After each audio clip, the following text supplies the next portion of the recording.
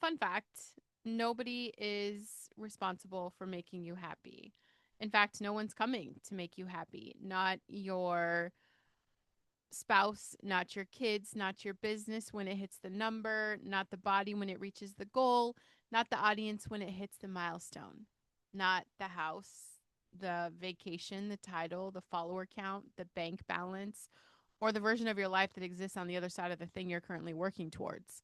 Nobody and nothing outside of you is coming to deliver the happiness you've been outsourcing to external circumstances since you were old enough to learn that the feeling you wanted was attached to the thing you did not yet have. Um, not only was that a lot of words, long sentence. That is also the longest running con in human history. You've been running it on yourself with complete sincerity and spectacular consistency for years. The con says, I will be happy when the relationship is better, when the money is more stable, when the kids are older, when the business is further along, when I've lost the weight, when the season changes, when the thing I am waiting for finally arrives. And the extraordinary, devastating, if you really look at it, truth is that when has been arriving your entire life and the happiness has not been in it. Not consistently, not durably. Yeah, maybe for a moment, the rush of the excitement, the relief of the arrival. But then when the wind moves, okay, because wind always moves, right? That is its entire function to stay just far enough ahead of you that you keep running. Contentment is the decision to stop running, not to stop building, not to stop building. We're not done building, but just stop tying the quality of your inner life to the status of all your external circumstances. To be fully, genuinely, presently alive in the life you are already in while you build toward the life you're called to. Those two things are not in conflict. They are the only combination that actually works. And that's what I want to talk about why it's harder than it sounds and exactly how to do it the fuck anyway. Welcome to Listen Bitch podcast. I want to say, the last three episodes, including this one, I feel like it kind of closes the loop of my mission on the season. Um, these are kind of the four things that make everything else sustainable. And that word is sticking out to me a lot this week, sustainable.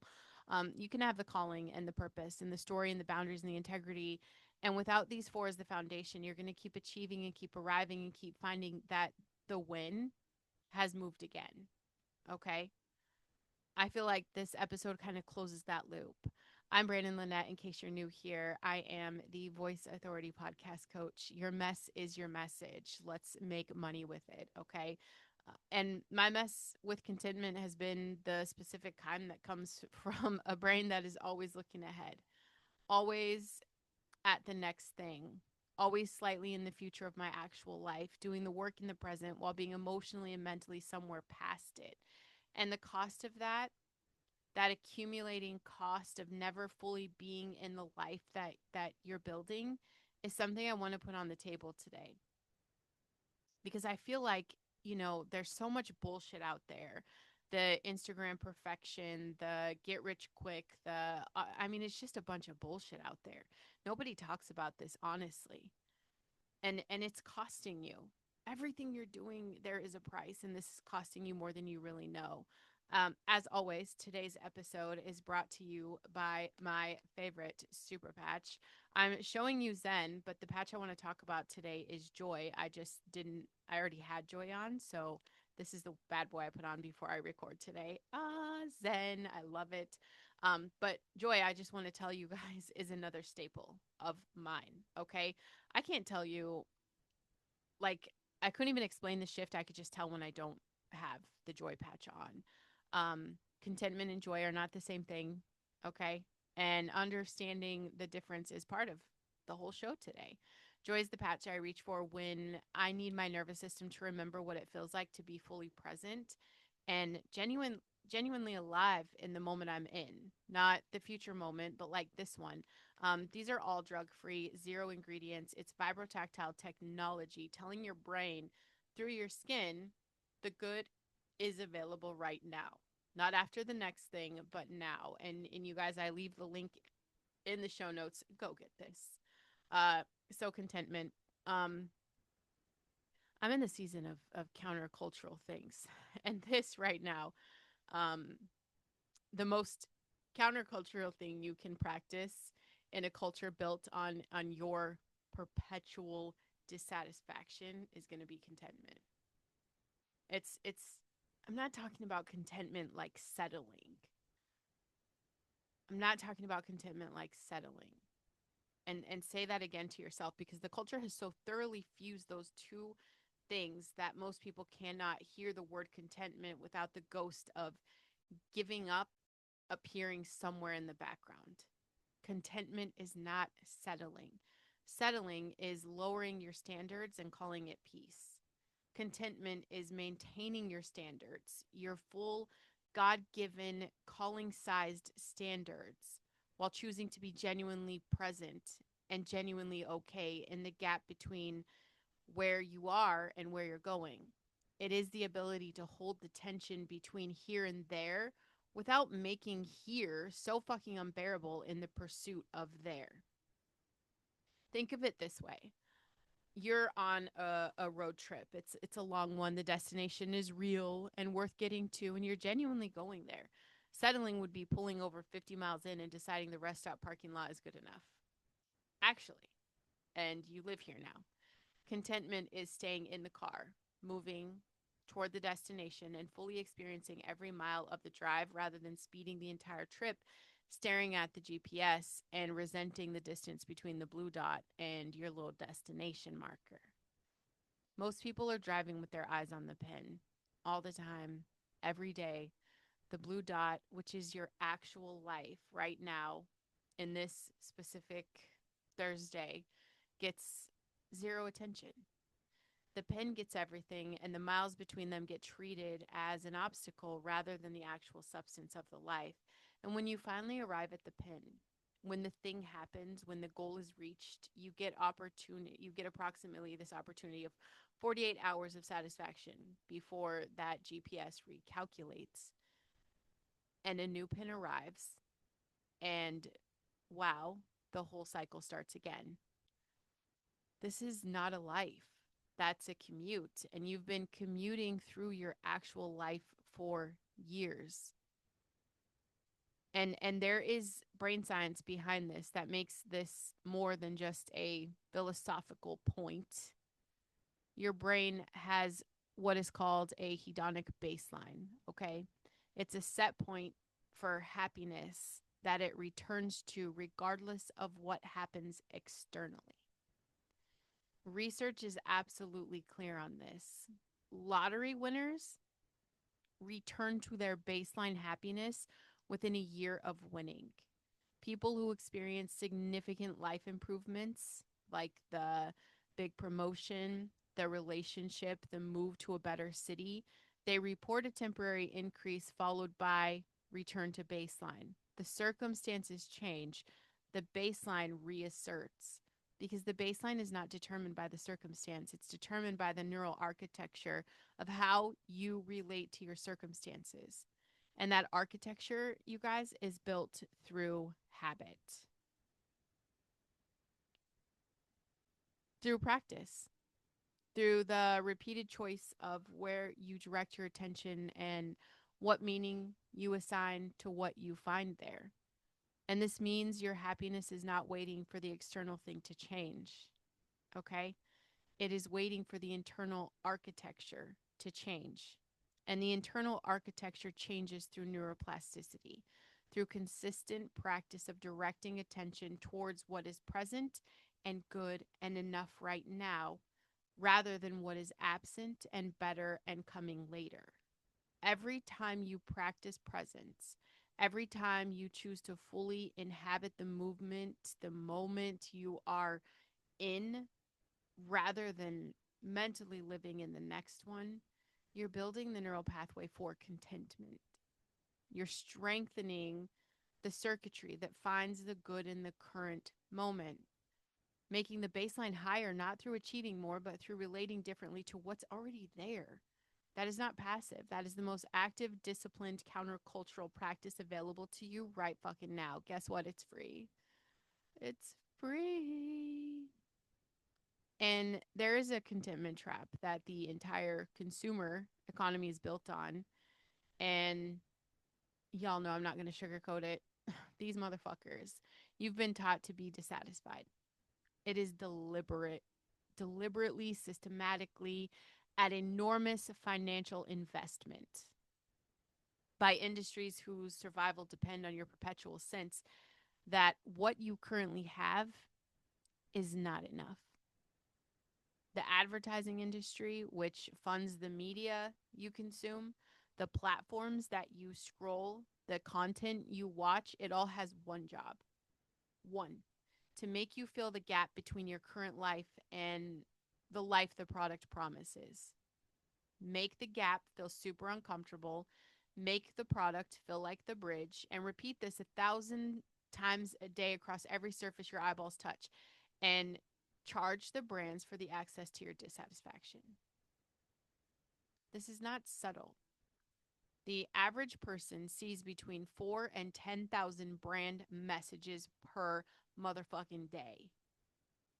Each one engineered by people who studied psychology specifically to understand how to mind fuck you, how to produce the feeling of lack, how to make you look at what you have and fill the pull towards something more, towards something better, something that the person in the ad has that you don't. The beauty industry exists because you do not feel beautiful enough. The fitness industry exists because you do not feel fit enough.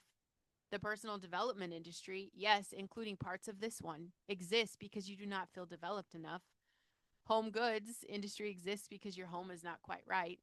Fashion industry exists because what you have to wear is not quite what it should be. None of this is accidental. An unhappy population is a consuming population. A content population is a nightmare for every business model built on manufactured lack.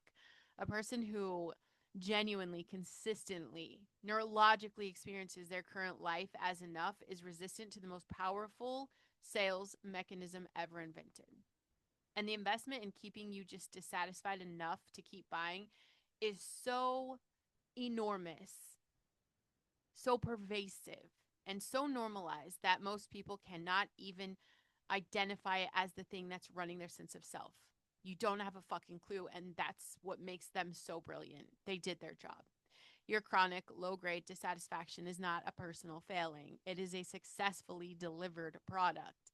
You consumed it every day and it worked exactly as designed. The question is whether you're going to keep consuming it. This is the thing about social media, okay? The platforms are not neutral spaces where people share their lives. They are carefully engineered environments designed to maximize the time you spend on them by maximizing the emotional activation they produce, which means maximizing the comparison, the envy, the inadequacy, the fear of missing out, and the very specific dissatisfaction that produces the scrolling, that produces the engagement, that produces that revenue.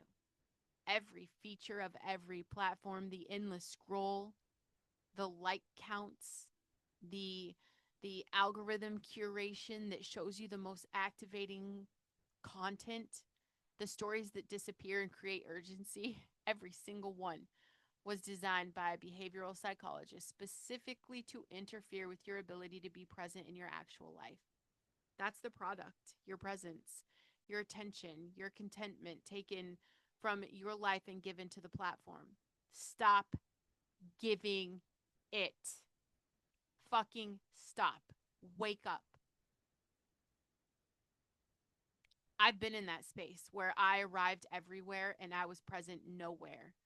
A year of genuine momentum, more than a year. Things are moving, the work's producing results, the metrics were going in the right direction. By every external measure, it was one of the better years I'd built. And I have almost no memory of it. And it's not because nothing happened, it's because I was never fully there for what was happening, always slightly ahead of it, already thinking about the next thing while the current thing was still in progress, already planning the next episode while recording this one, already mentally at the destination while the journey is literally still unfolding around me. And it just hit me. It hit me when I realized that I was the most productive absent person I'd ever known.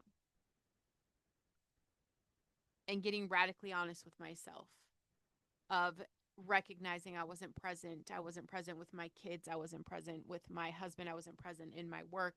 Wasn't present at any place in my life. Productive absent.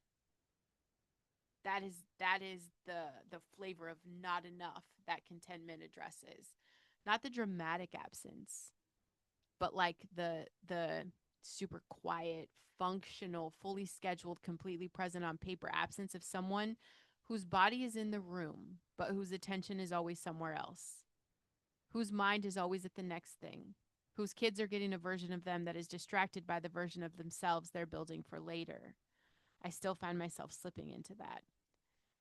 It hit me like a ton of bricks, and it required something that did not come easily to the way my brain is wired. Okay, the daily, sometimes minute by minute practice for me of pulling the attention back to the actual moment, trying to stay in the present moment when my brain has taught itself to run off the fucking rails. Not the future moment, just be in this moment. Be at the dinner table right now. The conversation that's happening in real time, the sunrise that's occurring whether I'm present for it or not, the kids saying the thing that will not be said again because kids only say things once at that age they are right now. You guys, contentment is not a mood, it's a practice of attention. And if your brain is like mine and it naturally runs ahead, that practice is genuine effort. It requires interrupting the future leaning habit every time it fires and you redirect it to the present. That's the neuroplasticity workout. Every redirect is a rep. And like every other rep we have talked about, okay, every other rep I tell you to do, the rep builds the pathway. And the pathway eventually becomes the default, and the default becomes the life. I'm still building, you guys. Some days I'm fully here. There's a week I feel like just 2 weeks ago, totally checked out. Even reading the Bible, totally fucking checked out. I was just checked the fuck out. Some days, I'm 3 episodes ahead, but the direction is very clear and the practice is real. And the cost of not practicing it, like that productive absence, the arrive nowhere year, the kids getting the distracted version, like that cost is clear enough that the practice stays non-negotiable for me. And this shows up in the relationship where you're physically present and emotionally somewhere else.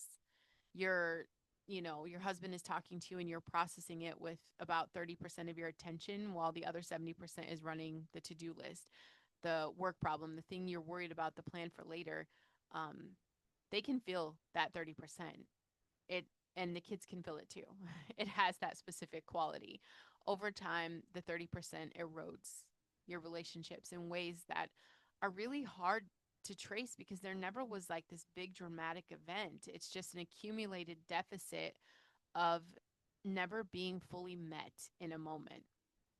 Maybe, it's going to show up for you in that specific Sunday night dread that's not about Monday's challenges, but about the feeling that the weekend, which was supposed to restore you, went by without you fully being in it. Like you're there, you did the things, but you were also managing, planning, worrying, scheduling, and slightly you're somewhere else the entire time.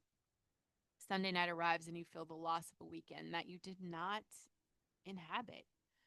It'll show up in your creative work. This will be the inability to be in the flow state that produces your best output. Flow, which is the neurological state of full absorption in a task, it requires your brain to be fully in the present activity with nothing else competing for bandwidth. It's literally incompatible with future thinking.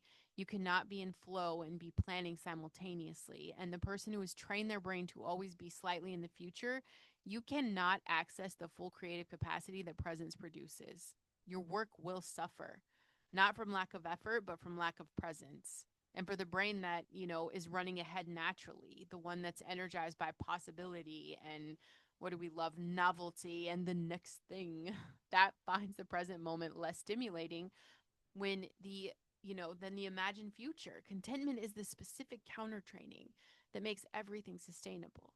Sustainable.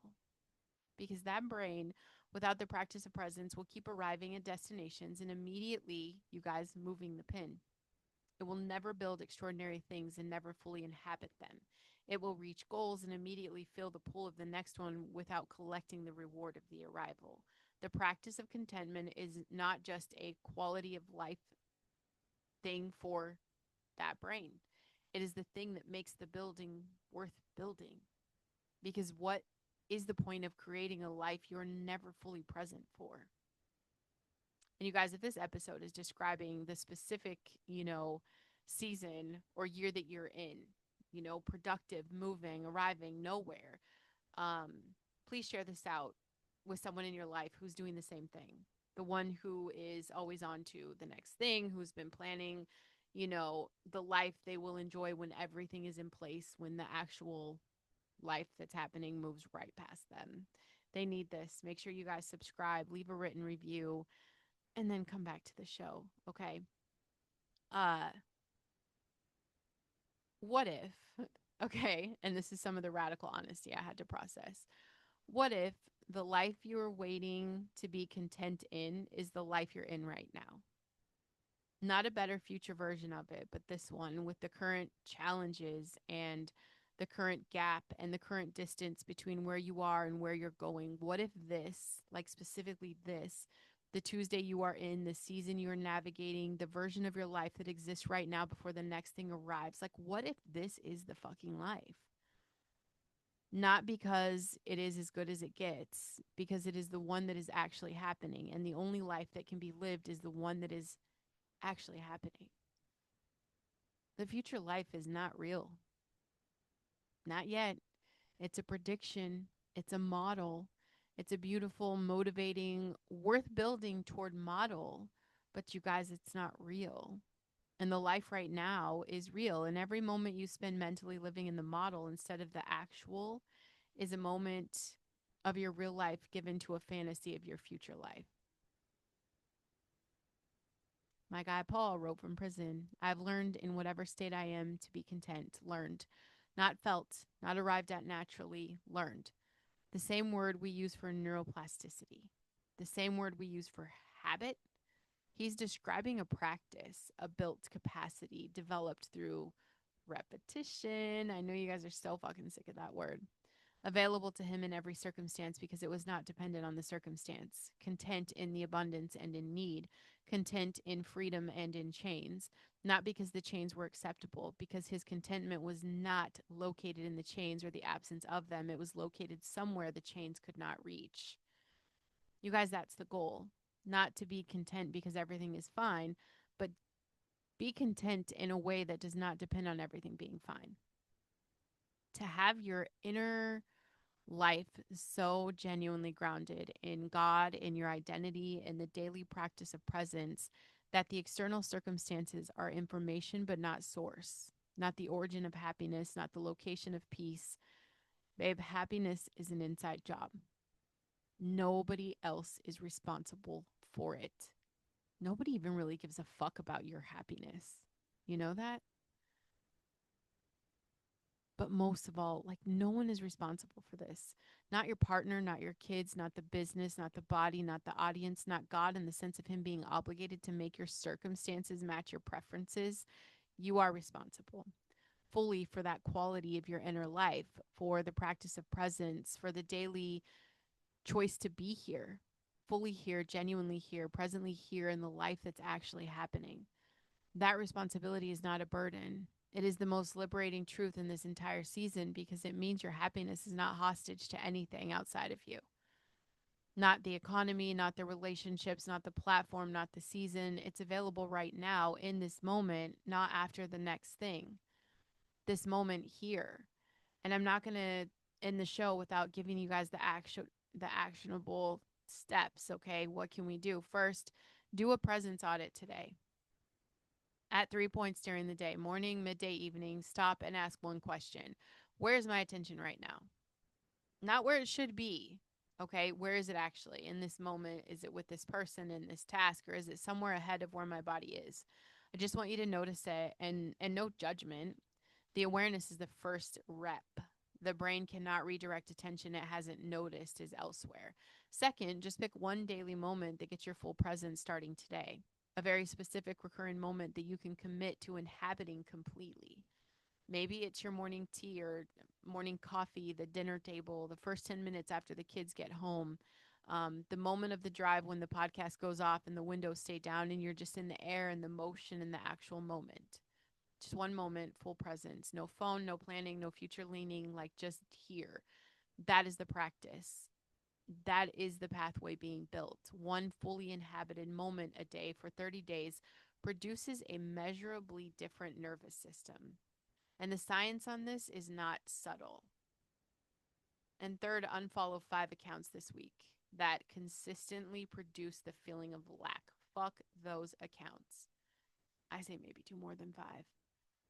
I don't want you to delete the people that actually challenge you because challenge is good, but the ones that produce that low grade dissatisfaction um, that draws you away from action, just to the endless scroll looking for something to make the feeling stop. Okay, 5 accounts this week. Remove the manufactured dissatisfaction from the daily input. What your brain is exposed to consistently is what it learns to look for. So stop training it to look for the gap. Start training it to find what is actually right here. Um, you guys, this you know, this isn't about more ambition, about the next horizon. It's literally like this episode is just a little invitation to be fully in the life you're already building. Stop commuting through this. I want you to really inhabit your space, to be present for it, to let, the Thursday you're in be enough for Thursday while you build toward everything God's called you towards.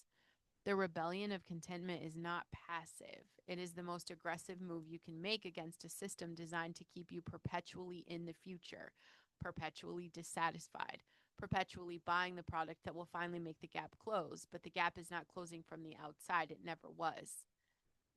What is the proof and truth? Everything you've ordered, all of your Amazon boxes. You feel different? No, bitch, you don't. It's because this closes from the inside with that daily practiced neuroplasticity built capacity to fully be here. Happiness is your job. Nobody's coming to deliver it. Not Amazon. Nobody is responsible for it except for you. And the extraordinary news, genuinely life changing news for you, is that it is available right now, not after the next thing.